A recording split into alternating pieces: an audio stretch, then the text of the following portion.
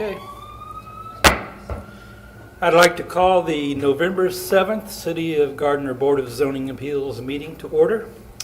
We will start with the Pledge of Allegiance. Everyone can stand. I pledge allegiance to the flag of the United States of America and to the republic for which it stands, one nation, under God, indivisible, with liberty and justice for all.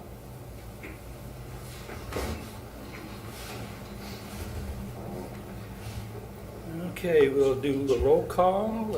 State your last name and present. We'll start with you, Adam. Adam Cox, present. Kevin King, present. Monica Jacobs, present. And quorum is present. So we'll move to the consent agenda. All matters listed within the consent agenda have been distributed to each member of the Board of Zoning Appeals for study. These items are considered to be routine and will be enacted upon by one motion with no separate discussion. If separate discussion is desired on an item from either the Board of Zoning Appeals or from the floor, that item may be removed from the consent agenda and placed on the regular agenda. So is there any item any of the BZA members would like to have removed from the consent agenda? Hearing none. Is there any items that any member of the public, and I don't see any members of the public here. So do I hear a motion to approve the consent agenda? Motion to approve consent agenda. Second. I second. Okay, it's been moved and seconded to approve the consent agenda. All in favor say aye. Aye. The motion passes.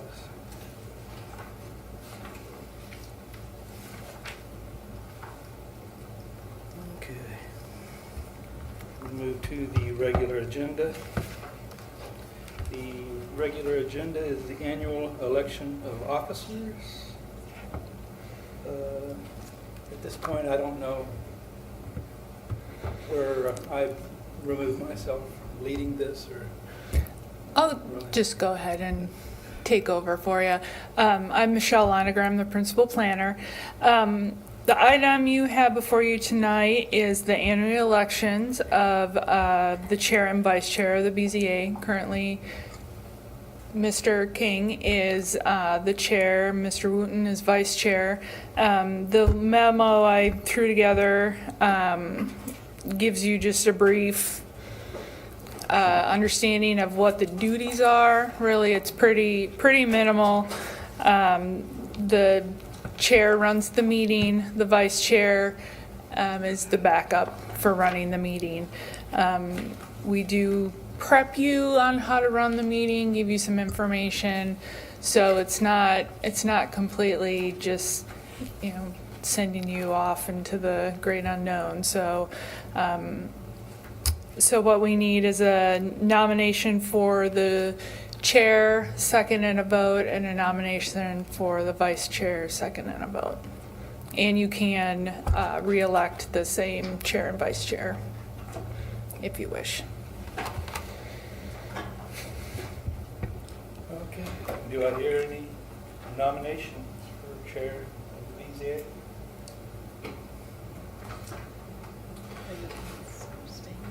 Huh? Yeah. I would make a motion to have Mr. King remain as the chair. I'll second.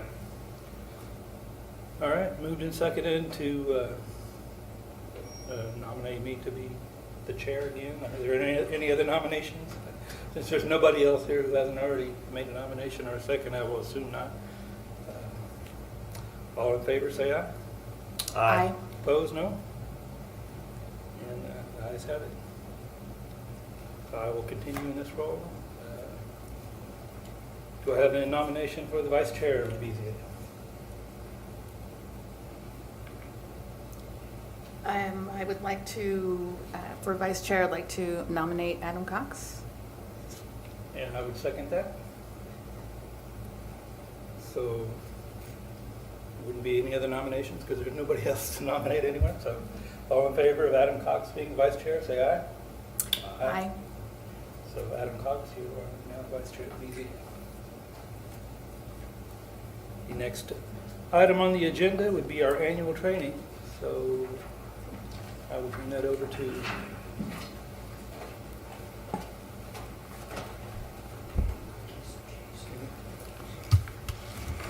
Good evening, Kelly Drake Woodward, Chief Planner. So you got your 50 pages of homework you were supposed to read for tonight for the training, right? Just kidding. Just kidding. We're going to play the BZA Challenge 2017. So you get a chance to show what you know. Tonight, this game consists of the Bylaws Bonanza. That will test your knowledge of the BZA bylaws. We're also going to have Statutory Stymie. That is testing your knowledge of applicable Kansas statutes. And the LDC Odyssey, which tests your knowledge of applicable portions of the Gardner Land Development Code. Okay, so we're going to use these voting devices you should have in front of you. Do y'all have one? Okay, so you see that, you'll see in the upcoming slides that most answer choices are going to be A, B, C, D, E, F combinations. So you can see on here where the appropriate letters are for those. And then there is a question that's a true false.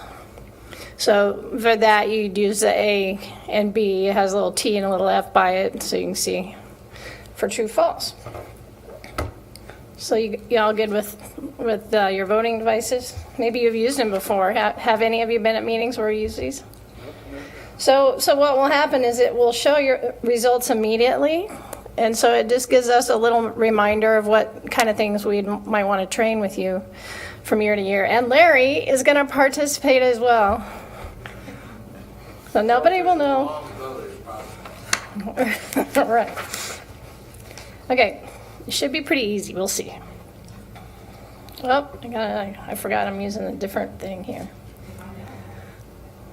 Bylaws Bonanza. Yeah, do you want to play too?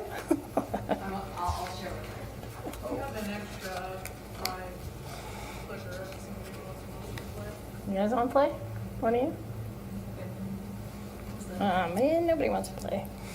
Okay, the Bylaws Bonanza. These should be pretty easy if you read those bylaws that were in your packet, right? So, the first question. The functions, powers, and duties of the BZA are authorized by the following. Is it A, Kansas statute, B, the Gardner Land Development Code, C, the Gardner Building Code, D, the Gardner Property Maintenance Code, A and B choices, or all of the above? Okay, so I'm going to start. Did it start? Okay, so now you have, what, 30 seconds or something? You can change your answer. Tell me when all of them have respawned. They're all good? Okay, so let me stop that.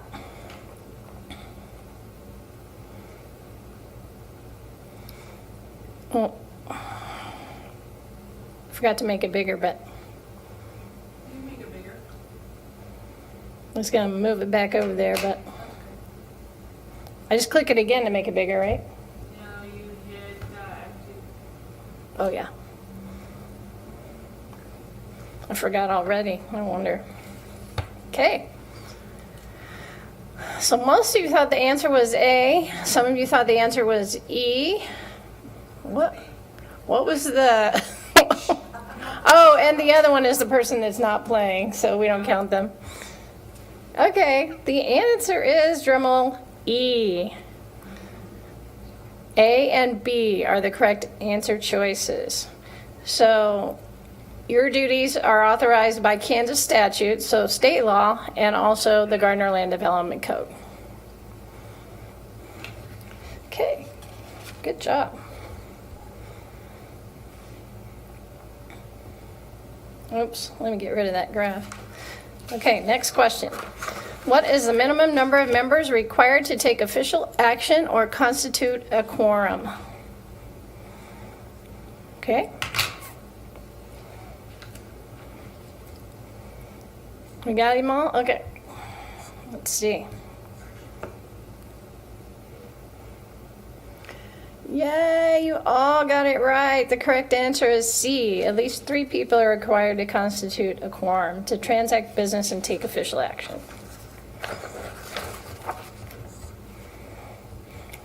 Good job. Which of the following is correct? A, the board shall not consider items not on the agenda.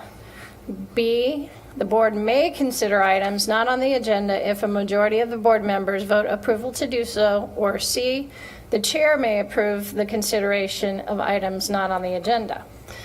Okay, so you can start voting.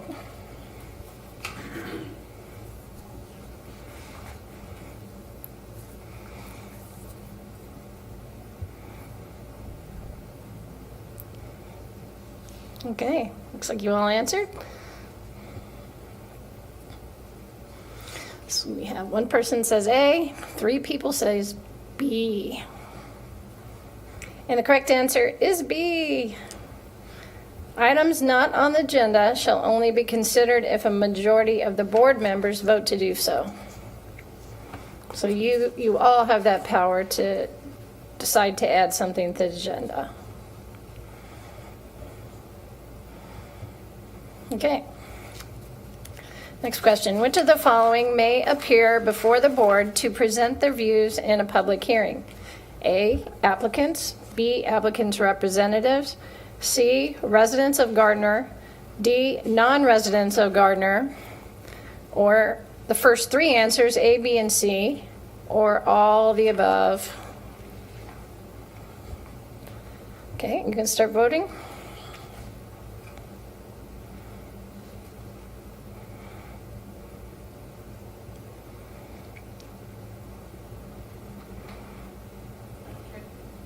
Okay, let's see what you said. Well, we got a tie. A, B, and C, or all of the above. Correct answer is F. Anyone may speak at a public hearing. So the question there was, if you're not a resident of Gardner, should you really be appearing and presenting your views in a public hearing? But the answer is yes, you can do that.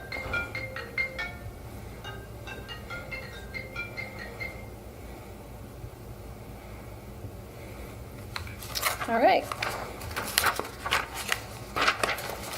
This one might take you a minute to think about. Which of the following is proper procedure if a member believes he or she has a conflict of interest? A, state for the record that there is a conflict, vacate your chair, do not participate in the discussion or hearing, and do not vote. So that's one choice. B, state for the record there is a conflict, vacate your chair, participate in the discussion or hearing only at the invitation of the board, and do not vote. So the difference between those two is just whether you participate in the discussion or hearing. Answer choice C is fail to attend the meeting, understanding that this may result in a lack of a quorum. D, consider the item and then abstain from voting. E is A and B are choices. Or F is all of the above. This one's kind of a brain twister, so I'll give you some time to think about that one.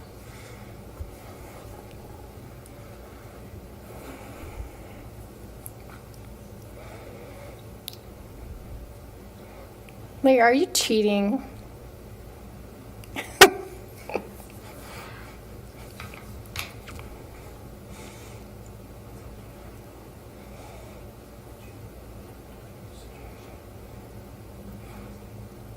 Three, two, one. All right. Oh, I gotta stop it first. Sorry. Okay, we got everybody voting, so we have a tie between A and E. E is A and B. The answer is all of the above can be procedurally correct. But let's talk about which choices might create the most transparency and appearance of fairness to the other members of the board and the applicant, and what are the advantages of each of these? Do you guys have any thoughts on that?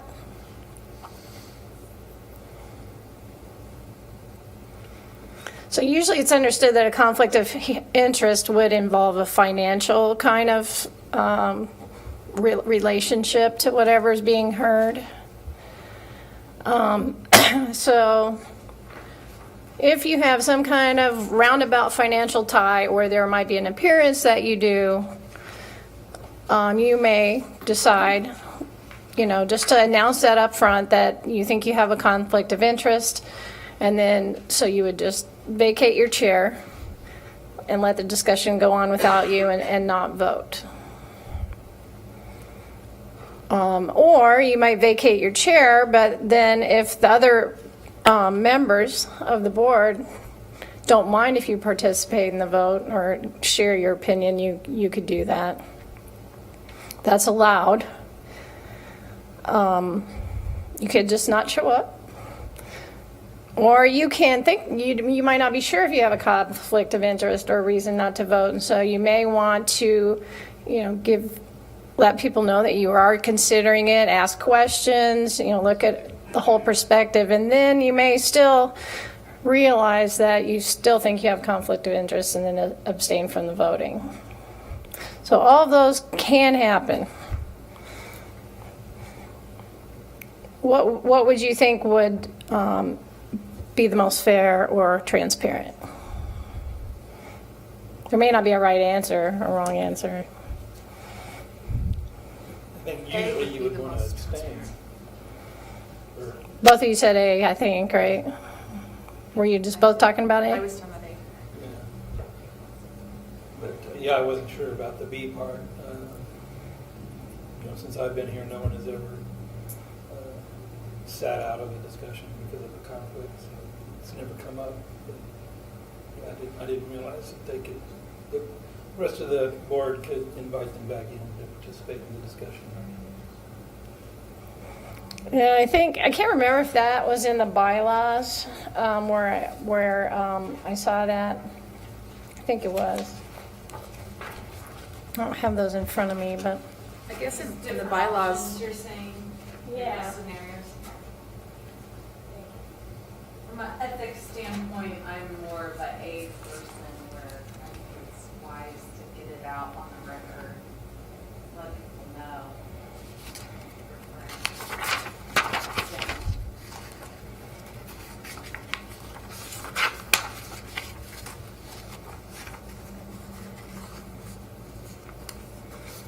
Some states have provisions that say, basically encourage you not to ever abstain because you're here to do a job, that is your role, and, to only fail to participate if it is an actual conflict of interest related to something financial. Apparently, there's not something that strong in the state of Kansas that says that. Do they consider it a conflict if one of the parties involved is a relative? That could be, Relationship with them? you may not have anything to, any relationship to those people's finances, but still that could create an appearance, right, that you would be biased one way or another. I think that, here it is. Conflict of interest in bylaws section, in your bylaws says that if you vacate your chair, you should not participate in the hearing or discussion except at the invitation of the board. And either way, you shall not vote on the issue if you say that you have a conflict of interest and vacate your chair. It says if the vacation of a member due to a conflict of interest will eliminate a quorum, then the Board of Zoning Appeals shall continue the hearing to the next regular meeting. So that's not necessarily fair to the applicant, right, to have that happen. So that may not be the best choice. And, okay. Just keep this for the next one. Do you want to you ready to go on? Yep. Okay. Which of the following is proper procedure if a member of the public wishes to communicate with you outside of a meeting before their application is considered at an upcoming meeting? A, engage in polite discussion, listen carefully, and disclose the information to the entire board at the meeting before the item is heard. B, politely tell the person, I can't discuss this case before the meeting. C, encourage the person to attend the meeting and share their views with the entire board. D, engage in polite discussion and keep the information to myself. Or E is the first three choices, or F is all of the above. You can enter your vote.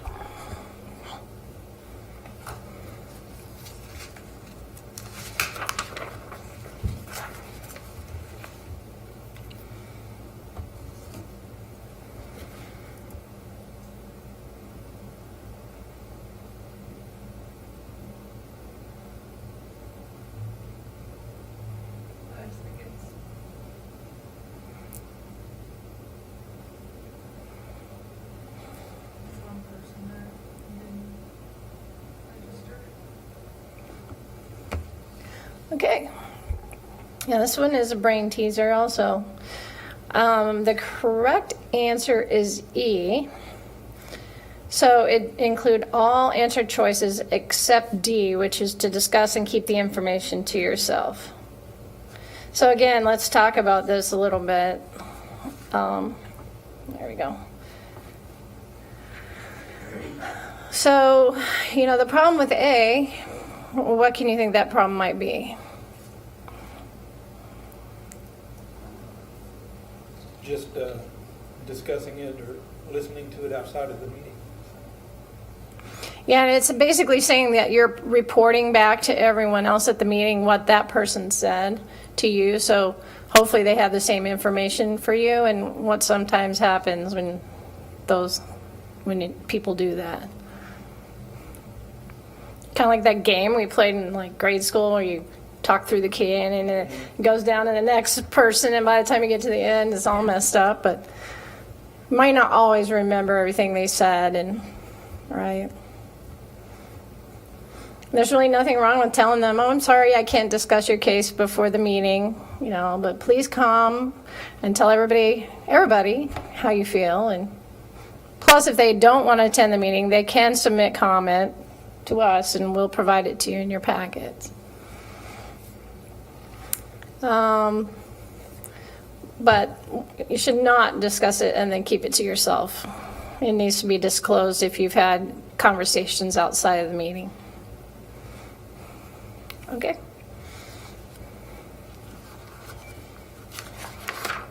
All right, so these are questions or topics dealing with the granting of variances. Which of the following are statutory conditions for granting variances? So this means these conditions are located or are set out in the state statute. A, the requested variance arises from conditions that are unique to the subject property and not ordinarily found in the same zoning district, and the unique conditions are not a result of the actions of the property owner or applicant. B, granting the variance will not adversely affect the rights of adjacent property owners or residents. C, the strict application of the regulation will constitute unnecessary hardship upon the property owner. D, granting the variance would not be opposed to the general spirit and intent of the code or adversely affect the public health, safety, and welfare. Some of the above or all of the above. Okay, you can vote.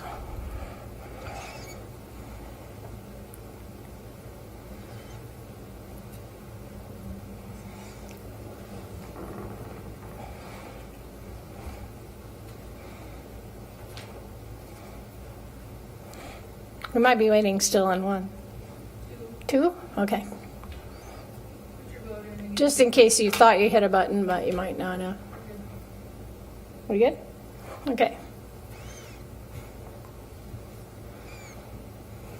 Oh, you all got it right. That is so good. You remember from your cases all that excruciating decision-making process that you went through with all these conditions that were before you that kind of, in a way, tied your hands, right? But this is the conditions that all have to be met. Not just one or two, all of them, in order to grant a variance. Very good.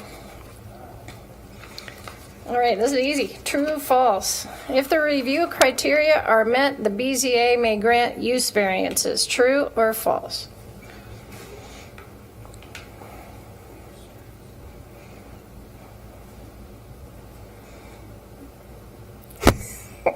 I told you, Larry.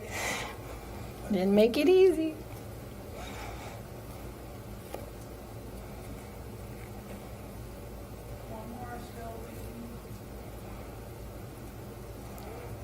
Just in case you didn't hit it. Okay?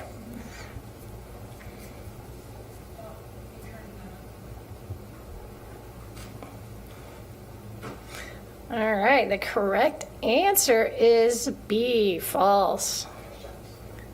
Who got that right? Yay, good for you.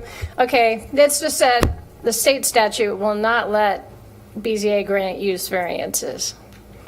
So if a use is not listed as allowed in the zoning district, you can't say, yes, you can do that use.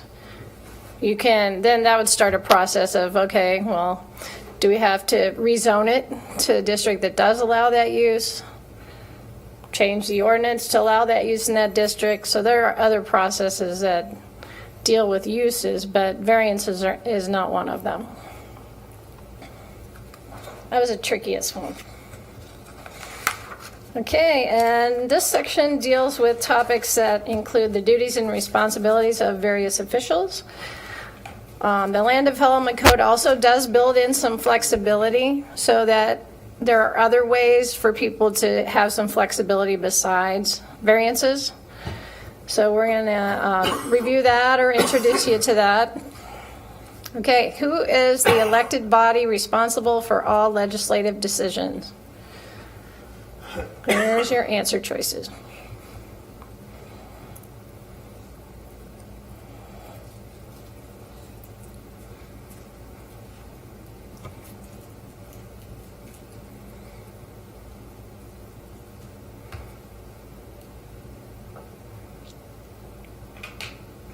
So it'd be either Larry, the Planning Commission, the governing body, the BZA, none of the above. All right.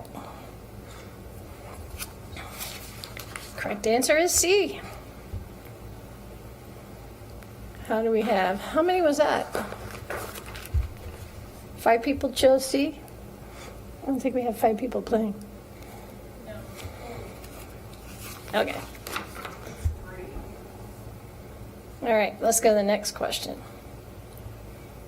So read the top part of it carefully. The principal interpretation and enforcement officer of the LDC is Larry, the Planning Commission, the governing body, Board of Zoning Appeals, or none of the above. When I say Larry, that's just as long as he's the Business and Economic Development Director.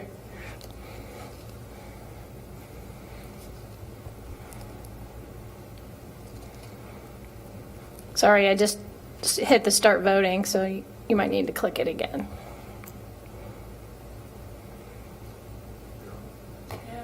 Okay.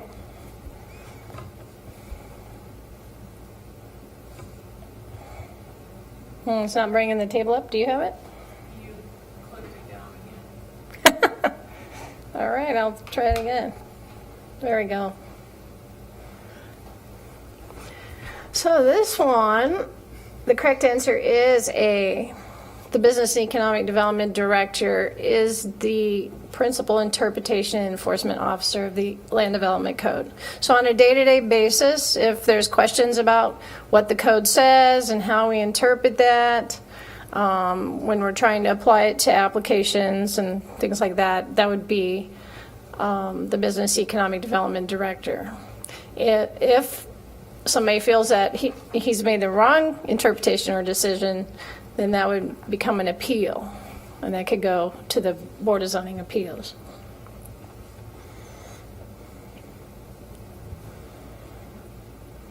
Okay, the appointed body responsible for planning recommendations.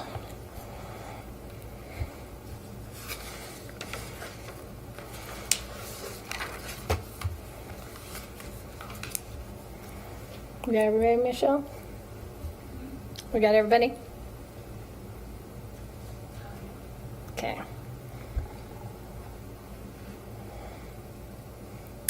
Okay, correct answer is B. Everybody got that one right. Excellent. Okay, the appointed body responsible for variance decisions.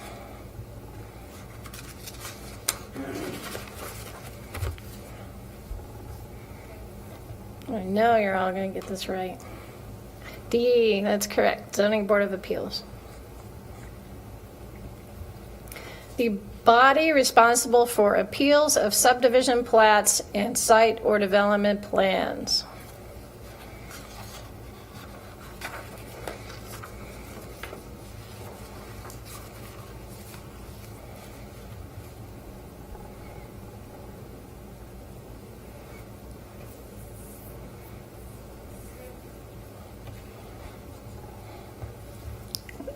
This would be tricky if you don't deal with these on a regular basis, but the correct answer is C, the governing body. The Planning Commission is the decision-making authority for subdivision plats and site plans and final development plans. But appeals of those decisions of the Planning Commission then go to the governing body for those particular items. So this is just telling you that you don't hear all appeals.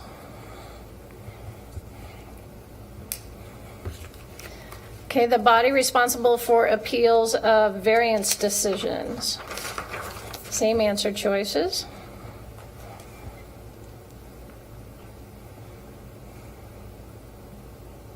So you can think about who makes those decisions and then who would that appeal be going to?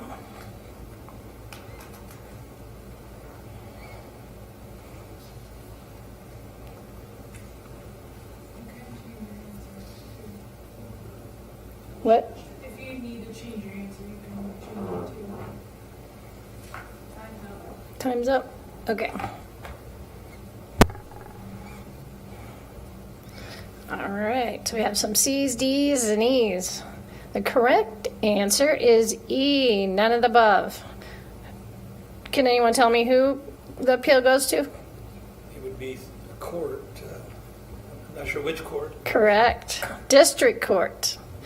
Yeah, district court would hear any appeals on cases that would be cited by you all.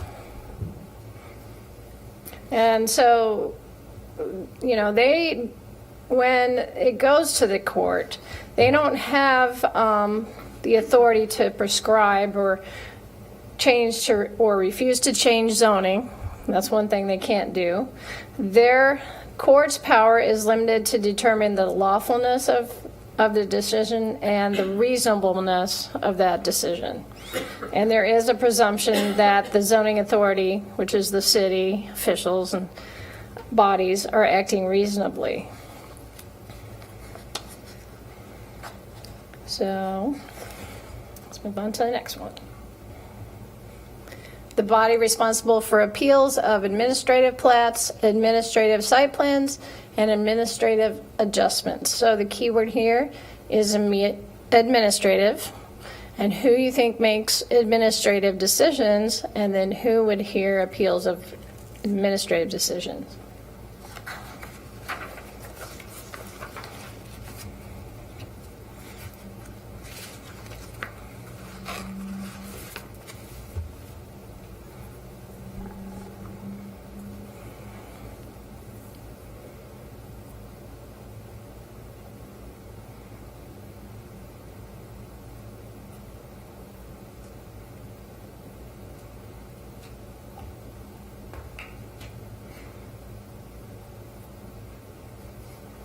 Yeah. Wow, we have a rainbow of colors here. It is a very tricky question, and it really depends on you knowing the Land Development Code, because the correct answer is B, the Planning Commission. The Business Economic Development Director is the one who makes final decisions on the administrative plats, administrative site plans, and administrative adjustments. And so appeals of those particular administrative decisions go to the Planning Commission.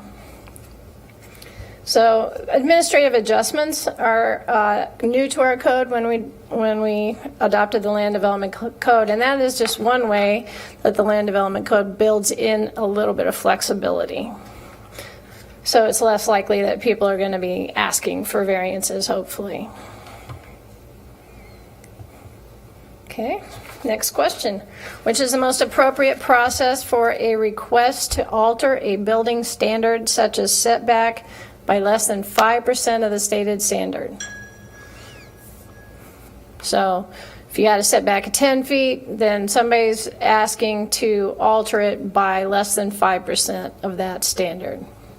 What would be the process someone would go through to get that?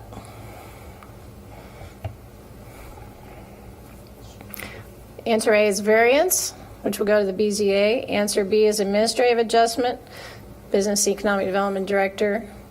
C is appeal of an administrative decision, contact an elected official, or none of the above.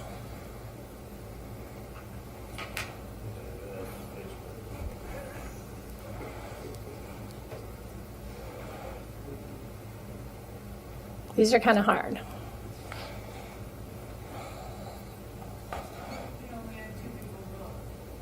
Two people voted? Yeah, can I do that? Start it again? Oh, let's try it. We'll give you a little more time because I was talking. Go. Just vote again. If you don't know, that's okay too.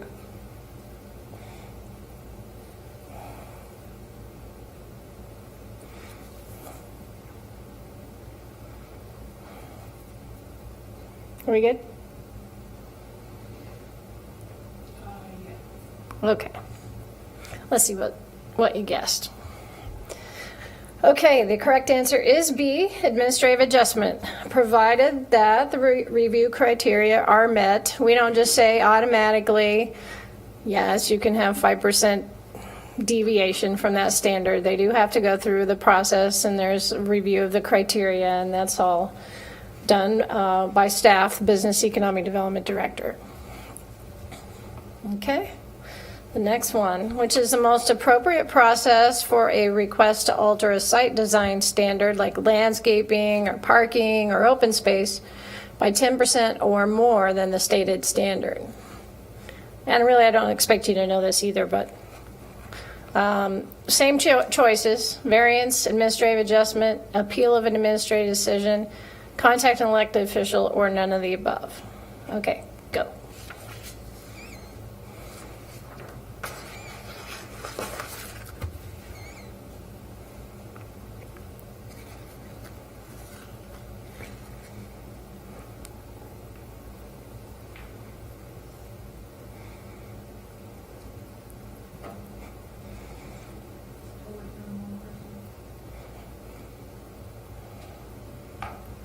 Are we time up?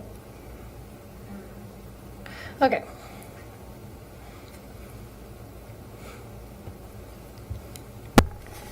So, the most likely, the answer is E, none of the above, and I'll tell you why.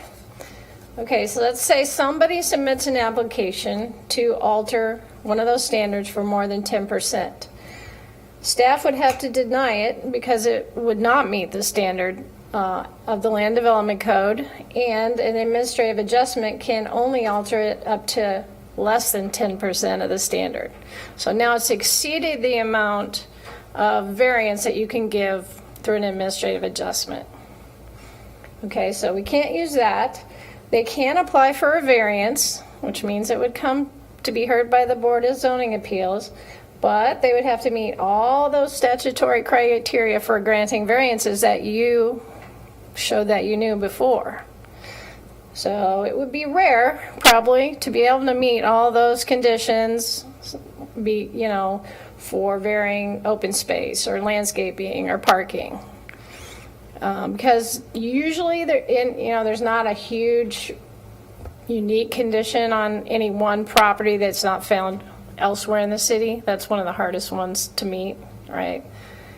So if they think that the administrative decision that staff made was an error, they could apply to appeal that administrative decision.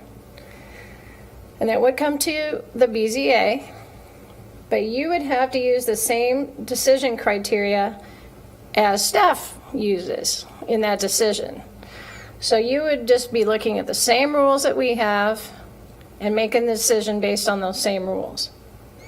So unless we made an error in measurement or analysis, probably that would not reverse the decision. And the governing body does not have any decision-making authority for something like this at all. Unless the applicant convinces them that they want to initiate a process to amend the zoning ordinance standards. And that would go to the planning commission and end with a decision by the governing body. So these are all things that staff goes through with people when they come and they want to do something on their property, and we have to try to help them figure out whether they can do it or not, and if they can try, and what's the right process. So is that clear as mud now? It's kind of complicated. Okay. So this one, which of these is not true for appeals of administrative decisions? So you're looking for the one that's not correct. It's a process to determine if there was an error in the interpretation and administration or enforcement of the land development code by an administrative official. The burden is on the city to prove that there was no error in the decision. The BZA has only the same powers as the official whose decision is being appealed. The BZA can reverse or affirm wholly or partly, or may modify the decision being appealed, or none of the above. If you pick none of the above, none of them are incorrect, so you're saying they're all correct.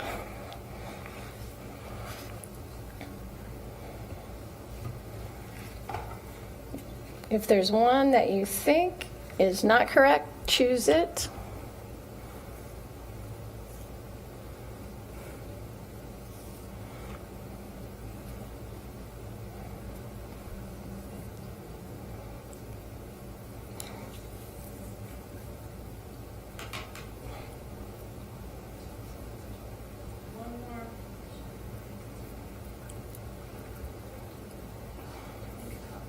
Stop. Okay.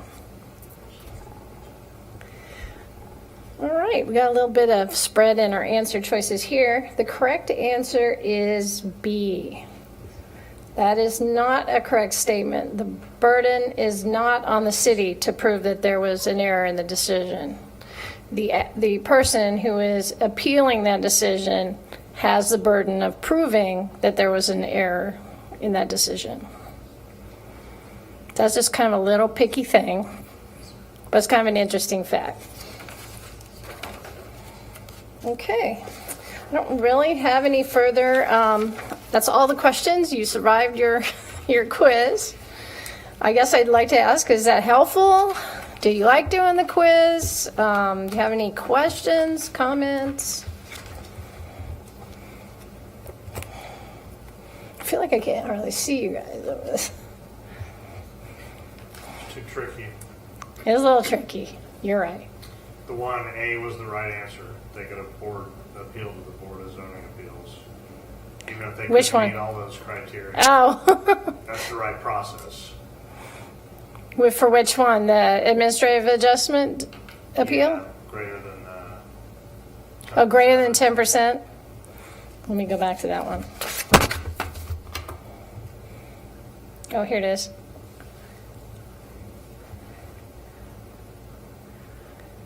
Right. I mean, they're not. Yeah, you're right. It is They're not going the, to get it, but technically, the next legal step. right. You are correct.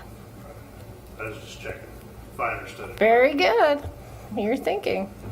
Yeah, you're right. That would be the process we'd have to direct them to. And we would tell them, you're probably not going to get it. So, and we tell them why.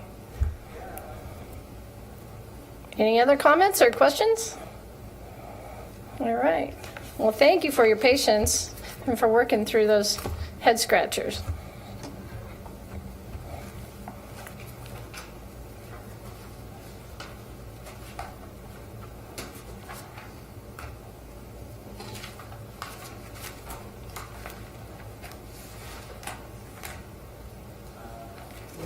that was the last thing on the regular agenda. I guess that concludes the training, right?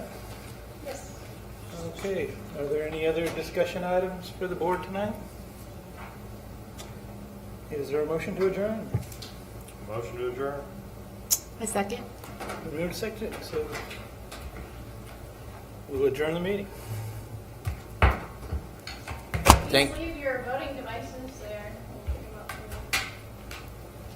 I also want to invite you to eat cookies and snacks in the back. So we did veteran